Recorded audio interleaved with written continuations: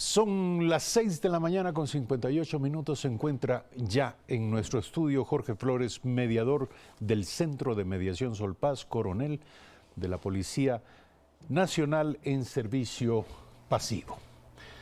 Se prepara dentro de muy pocas horas la apertura del Seminario Internacional Cultura de Paz y Mecanismos Alternativos de Solución de Conflictos. Esto, como decíamos al inicio, en el contexto de una sociedad con tendencia a la violencia, a los desbordes violentos, como pudimos comprobar en el reciente caso de Pozorja. De manera que hablaremos de ello.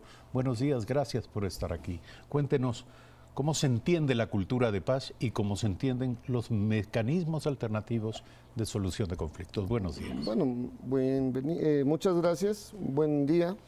Un saludo respetuoso a los televidentes por parte de Solpaz.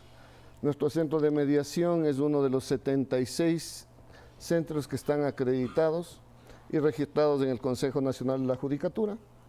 Y el objetivo principal de Solpaz como centro de mediación es promover la resolución de conflictos a través de la mediación para el fortalecimiento de la cultura de paz. Y quizás valdría la pena hacer un enfoque sobre la cultura de paz, porque nosotros entendemos a la cultura de paz como una respuesta precisamente a esta sociedad algo violenta que usted ha señalado con precisión, pero sobre todo comprendemos como una responsabilidad intergeneracional. Es decir, poder dejar para el futuro, para nuestros hijos, para nuestros nietos, para nuestros descendientes, espacios de paz real y no solamente de paz ideal para poder desarrollar nuestras actividades cotidianas. Visto desde esta manera, la mediación se constituye un procedimiento, un espacio de diálogo directo, participativo, racional, entre dos personas o entre varias partes que pueden tener conflicto. ¿Cuáles son los principales focos de conflicto y de desbordes violentos en la sociedad actual? Bueno, hay varias aristas que si usted me permite, las voy a poder ir desarrollando. Pero yo quisiera destacar de la mediación, por ejemplo, que existen varias ventajas, ¿verdad? Y que los ciudadanos como tal no las apreciamos. Una de esas primeras ventajas es que la mediación tiene fuerza de sentencia. Nosotros en nuestra idiosincrasia siempre estamos buscando una autoridad que nos señale qué es lo que el otro tiene que hacer. Pues bien, la mediación permite que las personas cuando logran acuerdos tengan ese mismo efecto. Un acuerdo tiene el mismo valor de una sentencia expedida por un juez. Eso los ciudadanos no lo valoramos y me parece que es una de las ventajas principales de la mediación. Otra de las ventajas de la mediación es que es confidencial.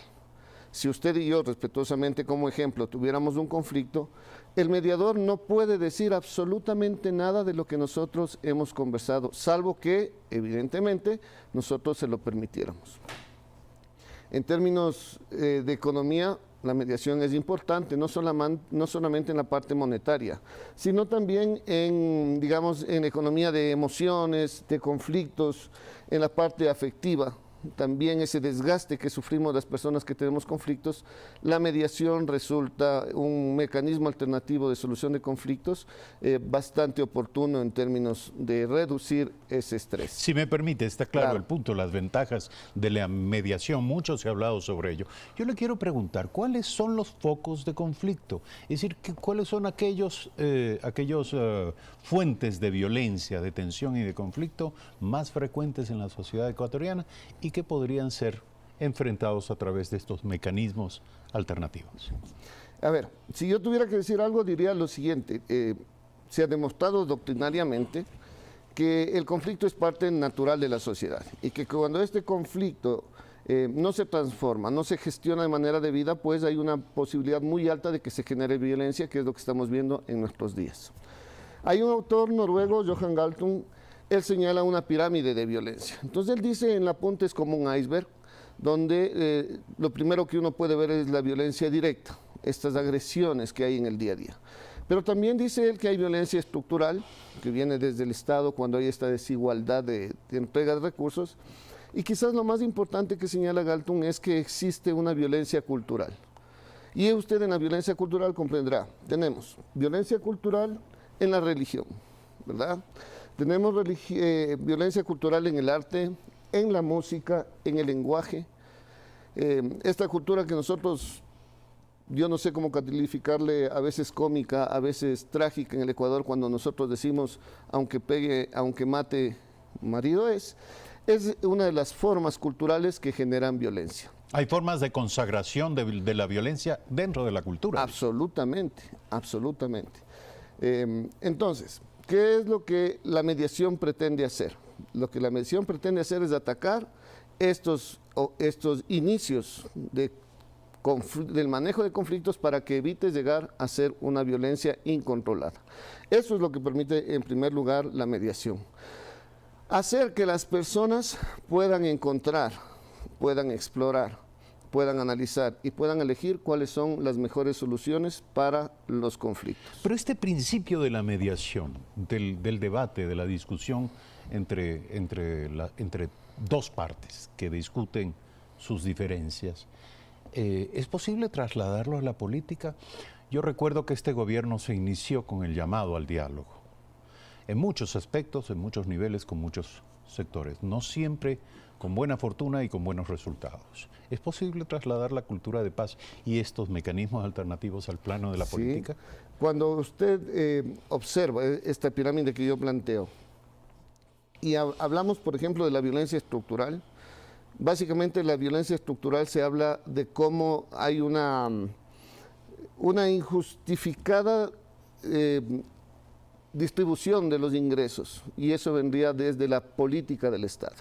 Es decir, siempre la mediación puede buscar o entregar a las personas herramientas para comprender el conflicto y para gestionarlo de mejor manera. Yo quisiera poner un ejemplo que resultaría bastante, si me permite, resultaría bastante un ejemplo bastante bueno. Y es que cuando las personas se divorcian, ¿verdad?, nosotros buscamos la autoridad de una tercera persona, que le entregamos un rango de autoridad para que esta persona recoja nuestros decires, recoja nuestros dichos y ella disponga, siendo completamente al conflicto diferente, ajena al conflicto, disponga lo que el uno y el otro tienen que hacer. Perfecto. Muchas veces las personas divorciadas tienen una casa, tienen 2 carros y el juez puede decir, bueno, venda todo y repártase. Pero a lo mejor no es eso lo que las personas necesitaban. La mediación le permite tener herramientas como para buscar la mejor solución, para tener una convivencia pacífica, para mantener en el tiempo ese tipo de convivencia social pacífica. Y si me permite, primero parece un procedimiento de escucha de las partes. Es decir, las partes tienen que hacer entender sus criterios anticipadamente. Lo que la mediación logra es hacer la participación, como le decía, una participación directa, una participación propositiva, ¿no es cierto?, guiada sí a través de quienes somos mediadores, que lo que único que hacemos es activamos canales de comunicación para que este diálogo sea respetuoso, para que las personas puedan tener cierto grado de empatía y puedan entender cuáles son las mejores soluciones que tienen. Yo le quiero preguntar, ¿en qué medida esto? Porque cuando ustedes hablan de cultura de paz están hablando de algo muy grande, que tiene que ver con los hábitos, que tiene que ver con las costumbres, con las formas, con los procedimientos sociales para enfrentar los conflictos. Y esto daría la impresión de que tiene que nacer y surgir en las escuelas, en los colegios. Debe haber una pedagogía pública acerca de la cultura de paz. ¿Por qué los ecuatorianos no sabemos discutir nuestras diferencias y siempre nos planteamos como alternativa primera la eliminación del contrario? Sí. Yo creo que hay una frase que es muy importante y que dice que la convivencia pacífica se aprende y se enseña.